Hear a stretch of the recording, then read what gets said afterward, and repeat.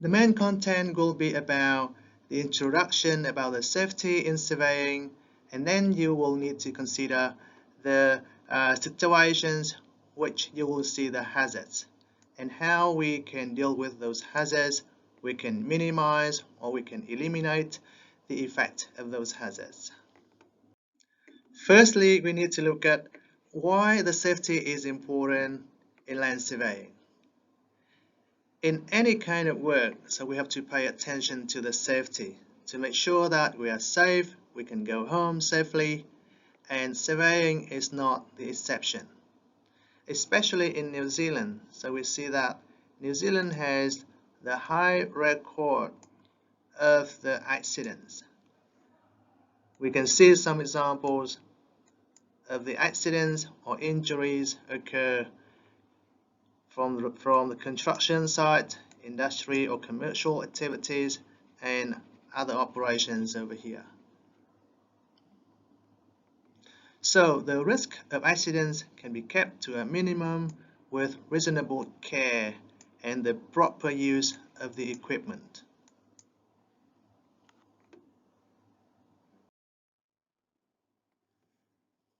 And the requirement for the health and safety is mentioned in the Employment Act, and it is compulsory for us to follow the requirement of the health and safety. So you can see that we need to follow the procedures. We need to identify the hazards and we can eliminate the hazards. That's the first priority. Otherwise, we have to minimize or eliminate the effect of the hazards, especially in our buildings or in the surveying condition where you go to the site where there are lots of the traffics near your footpath, or when you work near the power line and other conditions with lots of the hazards.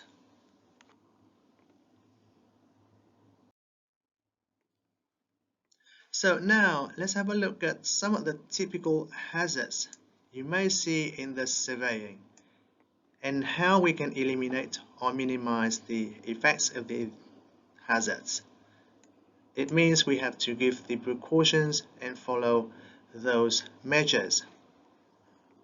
There are many situations where you can see in your practice of the land surveying. So to name a few, we can see the urban work environments where there are lots of the traffics near the highways, or do the surveying for the highways where you have to work on roads or near the road.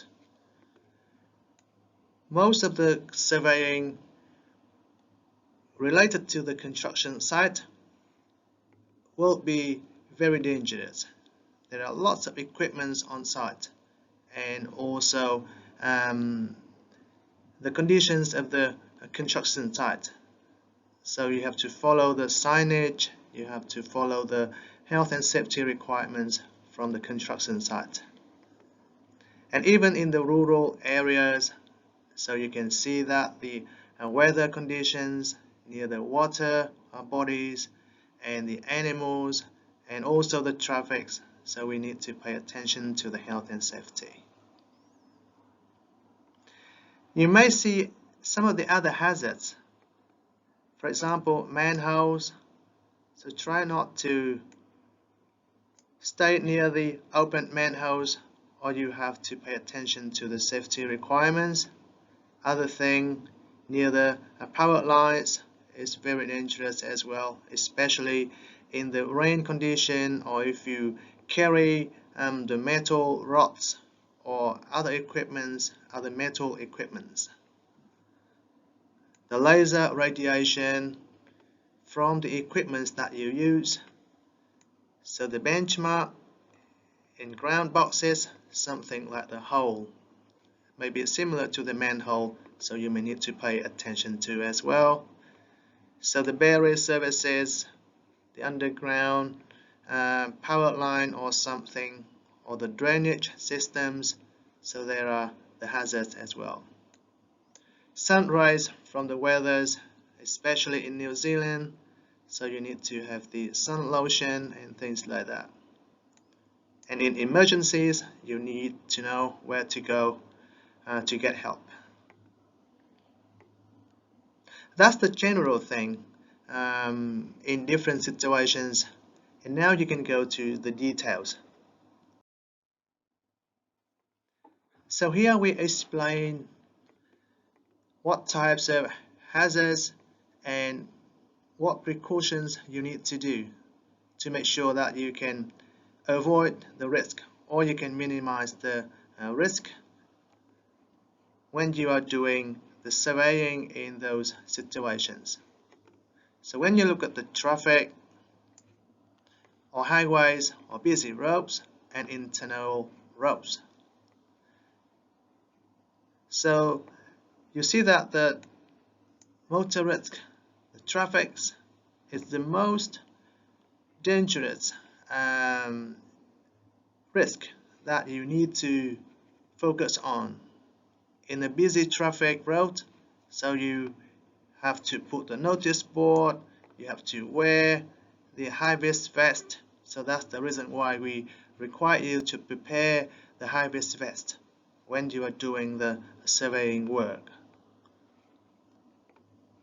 You need to use the equipment, for example the rope cones, or you need someone else just to warn the traffic or just to warn the surveyors that there's the traffic coming.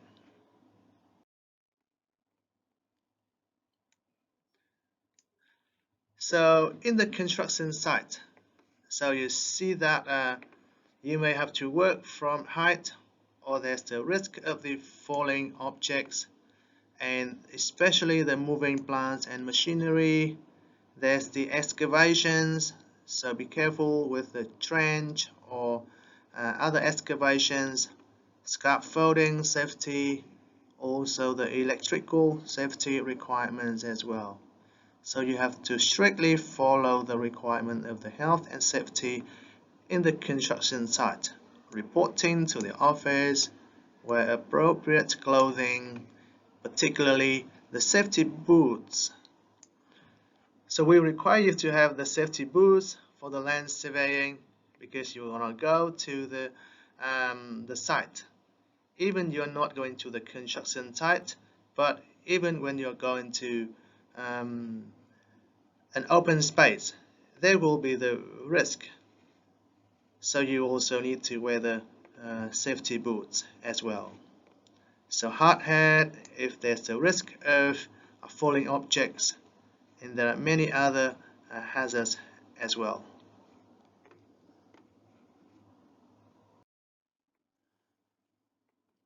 In the rural area, so now we can see that we may see that in the open space of the rural area, we may have the hazards from the chemicals, animals or insects, so bridges and water bodies near the rural area, electric fences, so you see the water bodies like the streams, ponds, lakes. There's also some of the traffics with very high speed because they traveling on the rural area and they may think that there are not many people over there, so be careful with them as well. So you will then think about what precautions you need to make sure that you are safe in these areas.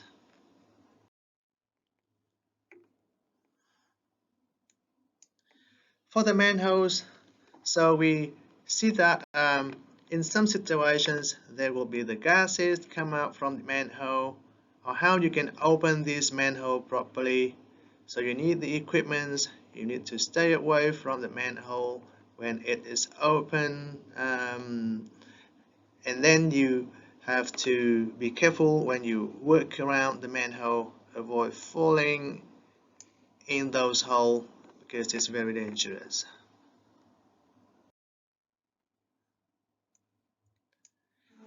For the power lines, so when we do the survey, so normally we may have the aluminum or the metal stuff. So when you use those equipments, make sure that you don't extend our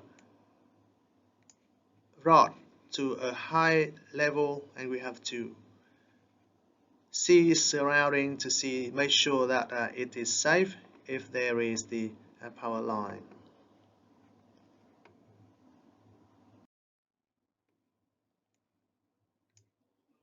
Some of our equipments will use the laser emission just to measure the distance and angles.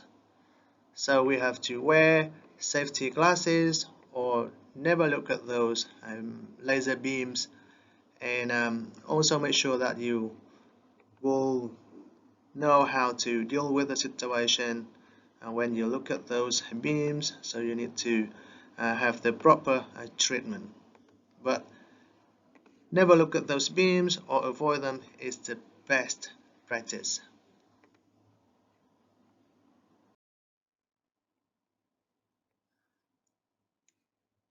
The benchmark will be required because you do the survey. You need to start from the benchmark to know the position and the elevation of these benchmarks. So you see that in a number of situations it's not easy to find these benchmarks, so you have to be careful when you go and find these benchmarks and open this benchmark, as well as you have to cover them after you finish your work to avoid someone else will trip and fall and there are injuries related to these benchmarks.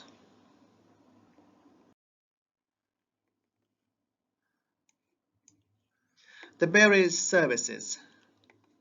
So we see that it may be dangerous if there is the buried power cable underground. If you want to find some particular position for your building, you need to just drive some pegs in the ground. So be careful that you already check for the buried services underground. Or you may use quite short pegs and avoid the metal nails or other metal pegs. So normally you can use the timber or the wood pegs. And if you know that there's the underground services, you can make quite short pegs. So it may be safer to work with the buried services. And we also need to avoid damage the underground drainage systems or other systems, for example the communication service lines. Streams and ponds. So stay away from unstable ground. So near the edge of the streams and ponds, and we see that we can use the extension rod over here if you really need to hold this rod with the traffic or with the streams and ponds, unstable ground. So we can use the extension rod just to make sure that it's safe. For the weather conditions, we will never do the survey in the rain condition to protect the equipment, but you need to protect yourself in the sunny day. So normally you need to make sure that you have water with you to drink, and you need to avoid the sunburn and heat exhaustion. So just cover the sunscreen lotion with you, and you also need to make sure that in some emergency situations you need to know the nearest first aid facility to get help.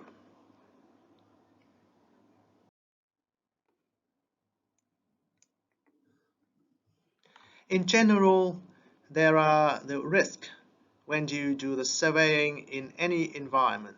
So that's why the common practice will be wearing suitable protective gears, and depends on each situation you will need to have special care but in general you need to wear appropriate clothing, shoes, and know where the first aid facilities are, and use the sunscreens and other suitable clothes like hats or other things just to keep you safe when you do the surveying. And remember that even for the simplest survey task, the precautions should be followed.